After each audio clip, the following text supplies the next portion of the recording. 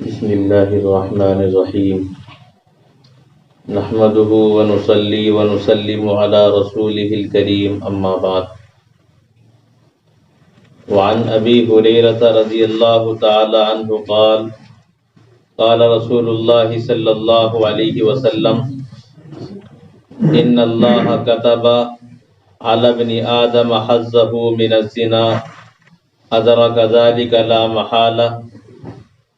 فزن العين النظر وزن اللسان المنطق والنفس تمنى وتشتهي والفرد يصدق ذلك ويكذبه متفق عليه وفي رواية لمسلم قال كتب على ابن آدم نصيب من الزنا مدرك ذلك لا محالة العینان زناہما النظر والأذنان زناہما الاستمتاع واللسان زناہ الکلام والید زناہا البطش والرجل زناہا الخطا والقلب یہوی ویتمنى ویصدق ذلك الفرد ویکذب۔ حضرت ابو ہریرہ رضی اللہ تعالی عنہ سے روایت ہے، وہ فرماتے ہیں کہ اللہ کے رسول صلی اللہ علیہ وسلم نے ارشاد فرمایا، بے شک اللہ تعالی نے ابن آدم کی تقدیر میں زنا کا حصہ لکھ دیا ہے، وہ اس کو یقینی طور پر کرتا ہے، پس آنکھوں کا زنا دیکھنا ہے اور زبان کا زنا بات کرنا ہے، اور دل یہ تمنا اور خواہش کرتا ہے، اور شرمگاہ اس خواہش کی تصدیق کرتی ہے اور تکذیب کرتی ہے۔ اس روایت کو امام بخاری اور امام مسلم نے نقل کیا ہے، لیکن مسلم کی روایت میں ہے کہ رسول اللہ نے فرمایا کہ ابن آدم کا حصہ زنا کے اعتبار سے لکھ دیا گیا، جس کو وہ یقینی طور پر کرتا ہے۔ آنکھیں زنا کرتی ہیں، ان کا زنا دیکھنا ہے، اور کانوں کا زنا سننا ہے، استماع، اور زبان کا زنا بات کرنا ہے، ہاتھ کا زنا پکڑنا ہے، اور پاؤں کا زنا چلنا ہے، اور دل خواہش کرتا ہے، تمنا کرتا ہے، اور شرمگاہ اس کی تصدیق کرتی ہے اور تکذیب کرتی ہے۔ اس روایت میں رسول اکرم صلی اللہ علیہ وسلم نے ایک بات تو یہ بیان فرمائی کہ انسان جو گناہ کرتا ہے، یہاں زنا کا ذکر کیا گیا ہے، صرف زنا نہیں، کوئی بھی گناہ ہو، ہر گناہ جو بھی انسان کرتا ہے اللہ تبارک و تعالیٰ کے یہاں لکھا ہوا ہے، چونکہ اللہ تعالیٰ تو کرنے سے پہلے جانتے ہیں کہ انسان کیا کرنے والا ہے۔ ہمارے یہاں جب کوئی کام ہو جاتا ہے اس کے بعد لکھا جاتا ہے کہ فلاں نے یہ کام کیا، لیکن اللہ تبارک و تعالیٰ چونکہ پہلے سے جانتے ہیں کہ انسان کیا کرنے والا ہے، اس لیے اللہ تعالیٰ نے پہلے ہی لکھ دیا ہے۔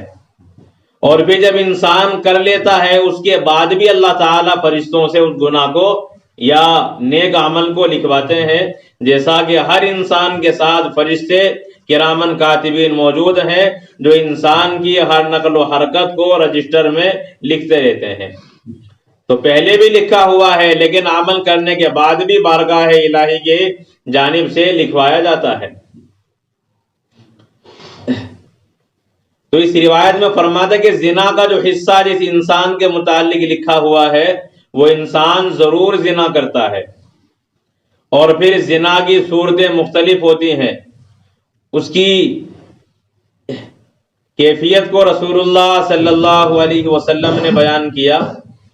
فزن العین النظر، کہ آنکھوں کا زنا وہ دیکھنا ہے۔ شریعت اسلامیہ میں جو احکام دیے گئے ہیں وہ اتنے مضبوط ہیں کہ اگر ان پر عمل کیا جائے پھر انسان جرائم کا مرتکب نہیں ہو پاتا، جرائم کا بالکل سد باب ہو جاتا ہے۔ شریعت اسلامیہ میں شرک سے روکا گیا ہے، اور جس عمل کے ذریعے سے انسان شرک تک پہنچتا ہے اسے بھی ممنوع قرار دیا گیا۔ اللہ کے علاوہ لوگ پتھروں کی، دیوی دیوتاؤں کی پوجا کرتے ہیں، تو شریعت اسلامیہ میں تصویر کو حرام قرار دیا گیا، نہ مورتی بنائی جائے گی نہ اس کے سامنے سجدہ کیا جائے گا۔ ایسے ہی زنا تک جب انسان پہنچتا ہے تو اس سے پہلے اس کی آنکھوں کا زنا ہو جاتا ہے، اس کی زبان کا ہو جاتا ہے، تو یہ انسان کی نظر چونکہ زنا تک لے جانے والی ہے، اس لیے شریعت اسلامیہ نے پہلے اسی پر پابندی لگائی کہ انسان کسی پر غلط نگاہ ڈالے گا بھی نہیں اور زنا سے بھی محفوظ رہے گا۔ تو جو ذریعہ بنتی ہے، جو سبب بنتی ہے گناہ تک لے جانے کا، اس پر بھی اللہ تعالی نے بندش لگائی ہے اور اسے بھی حرام قرار دیا ہے۔ تو العینان زناہما النظر، انسان کی آنکھیں بھی زنا کرتی ہیں اور آنکھوں کا زنا وہ غیر محرم کو دیکھنا ہے۔ بس پہلی نظر اگر اچانک سے کسی پر پڑ جائے اسے فوراً ہٹا لیا جائے یہ تو معاف ہے، اور اگر نظر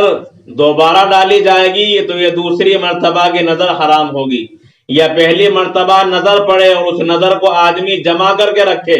اسے ہٹائے نہیں تو یہ بھی حرام ہے۔ نظر اچانک سے پڑے اسے فوراً ہٹا لیا جائے، بس یہ صورت ہے معافی کی، ورنہ انسان کی آنکھیں بھی اگر غلط نظر کسی پر ڈالیں گی تو وہ بھی زنا کرنے والی شمار ہوں گی۔ والأذنان زناہما الاستماع، اور کانوں کا زنا وہ سننا ہے۔ انسان کے جو کان ہیں وہ بھی زنا کرتے ہیں، کسی غیر عورت سے بات کرنا اور اس کی باتوں کو سننا یہ بھی حرام اور ناجائز ہے۔ ایسے ہی زبان کا زنا المنطق، بولنا ہے، کسی غیر محرم عورت سے باتیں کرنا، تو یہ سب ذریعے ہیں زنا تک لے جانے کے، شریعت نے انہی پر پابندی لگائی۔ والنفس تمنا وتشتہی، اور جو انسان کا نفس ہے وہ تمنا اور خواہش کرتا ہے، اور پھر آگے رسول اللہ فرماتے ہیں کہ انسان کی شرمگاہ اس خواہش کی تصدیق کرتی ہے اور تکذیب کرتی ہے۔ اگر انسان زنا میں ملوث ہو جائے پھر جو اس کے دل میں تمنا تھی، جو اس کی آرزو تھی اور جو خواہش تھی اس کی اس نے تصدیق کر دی، اور اگر دل میں خیالات پیدا ہوئے، خواہشات پیدا ہوئی اور پھر آدمی زنا کو ترک کر دے، زنا کو چھوڑ دے، پھر اس کی شرمگاہ تکذیب کرنے والی ہے، یعنی اس خیال کو جھٹلانے والی ہے۔ تو دونوں صورتیں ہوتی ہیں۔ یہی مضمون امام مسلم علیہ الرحمہ کی روایت میں بھی ہے، بس الفاظ کا تغیر اور تبدل ہے، ورنہ مضمون وہی ہے کہ زنا کا حصہ انسان کی تقدیر میں لکھ دیا گیا ہے جو وہ کرتا ہے۔ آنکھوں کا زنا دیکھنا ہے، کانوں کا زنا سننا ہے، اور زبان کا زنا بولنا ہے، اور یہاں جو الفاظ مزید ہیں وہ ہے کہ ہاتھ کا زنا البطش، وہ پکڑنا ہے، کسی عورت کو غیر محرم کو چھونا یہ بھی حرام ہے اور زنا ہے ہاتھوں کا۔ ایسے ہی والرجل زناھا الخطا، اور پاؤں کا زنا وہ چل کر جانا ہے، اور پھر رسول اللہ فرماتے ہیں والقلب یہوی ویتمنی ویصدق ذلک الفرد ویکذب، کہ پھر انسان کا جو دل ہے وہ خواہش کرتا ہے اور تمنا کرتا ہے، اور پھر انسان کی شرمگاہ اس کی تصدیق کرتی ہے اور تکذیب کرتی ہے۔ تو زنا انسان کے بدن کے ہر حصے سے ہوتا ہے، جس حصے کو جس اعتبار سے بھی استعمال کیا جائے گا تو اسی اعتبار سے اس کا زنا شمار ہوگا۔ اللہ کے رسول صلی اللہ علیہ وسلم نے مختلف روایات میں اس کی کیفیت کو بیان کیا ہے۔ مذکورہ روایت میں بھی اس کے علاوہ اور بھی روایات ہیں جن میں تفصیل سے عرض کیا گیا ہے کہ رسول اللہ صلی اللہ علیہ وسلم فرماتے ہیں کہ انسان کی نظر وہ شیطان کے زہر میں بجھے ہوئے تیروں میں سے ایک تیر ہے۔ اس لیے قرآن کریم میں بھی اللہ تبارک و تعالی نے خاص طور پر حکم دیا ہے قل للمؤمنین یغضوا من ابصارہم ویحفظوا فروجہم اور قل للمؤمنات یغضضن من ابصارہن ویحفظن فروجہن، ایمان والی عورتوں کو بھی اے نبی آپ حکم دے دیں کہ وہ اپنی نگاہوں کو نیچا رکھیں، اور ایمان والے مردوں کو بھی آپ حکم دے دیں کہ اپنی نگاہوں کو نیچا رکھیں۔ جب تک نگاہ کی حفاظت نہیں ہوگی اس وقت تک آدمی کا زنا سے بچنا دشوار ہوگا۔ تو پہلا ہی ذریعہ ہے، جب اسی پر انسان کا کنٹرول ہو جائے گا تو پھر آگے بات نہیں پہنچنے پاتی۔ اس لیے سب سے پہلے آنکھوں کو ذکر کیا ہے، زبان کا، کانوں کا معاملہ، ہاتھ کا، پاؤں کا بعد کا ہے۔ ترتیب دیکھیں رسول اللہ کی جو آپ علیہ السلام نے بیان فرمائی ہے، پہلے آنکھوں کا ذکر کیا کہ سب سے پہلے انسان آنکھوں ہی کے ذریعے سے اس کام میں ملوث ہوتا ہے۔ اگر کسی کو نہ دیکھے، آنکھ اس کی حرکت نہ کرے، پھر انسان آگے نہیں بڑھ پاتا۔ لیکن سب سے پہلا مرحلہ آنکھوں کا ہے، اس لیے سب سے پہلے آنکھوں کا ذکر کیا۔ اس کے بعد آدمی بات وغیرہ کرتا ہے، بولتا ہے، اپنے کام کو آگے بڑھاتا ہے، زبان کا ذکر کیا گیا۔ اس کی بات کو سنتا ہے، کانوں کا ذکر کیا گیا۔ اور پھر پکڑنے کا معاملہ بعد میں آتا ہے تو ہاتھوں کا ذکر بعد میں کیا گیا۔ اور پھر زنا کے لیے جب آدمی ارادہ کرتا ہے، چل کر جاتا ہے، یہ سب سے اخیر مرحلے میں آتا ہے، اس کا چلنے کا ذکر بعد میں کیا گیا ہے۔ تو جس ترتیب سے آدمی گناہ کے اندر ملوث ہوتا ہے، اسی اعتبار سے رسول اکرم صلی اللہ علیہ وسلم نے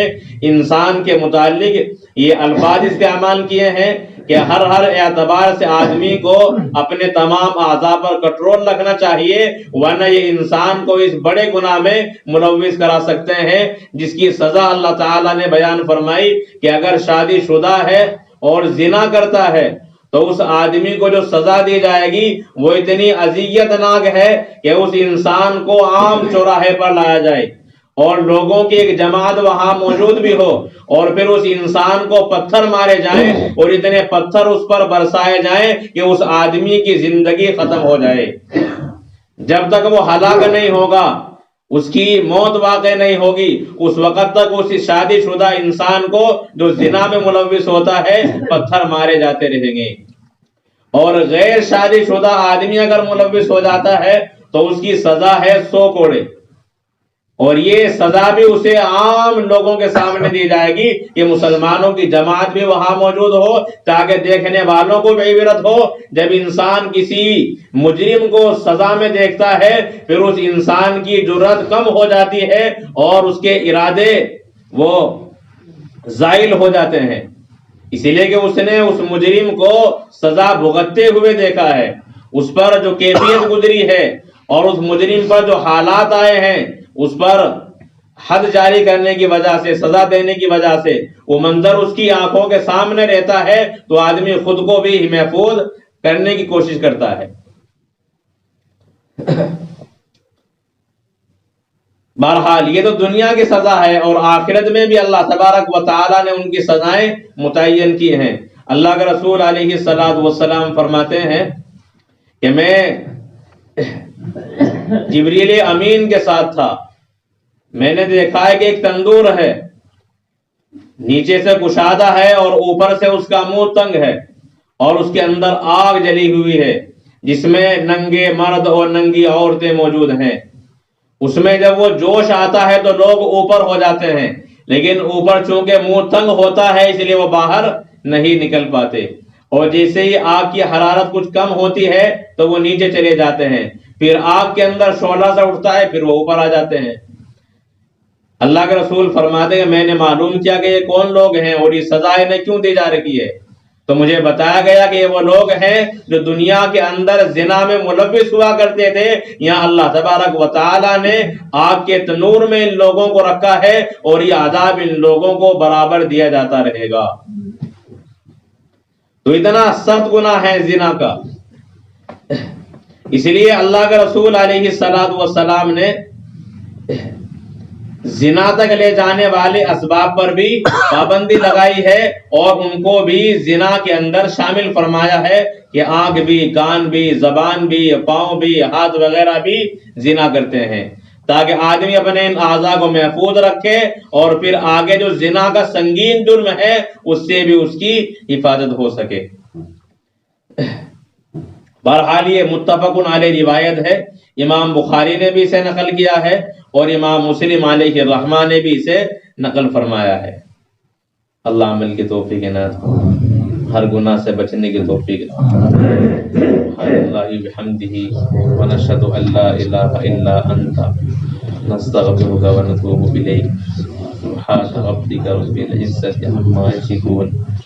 سلام علی المرسلین، الحمد للہ رب العالمین۔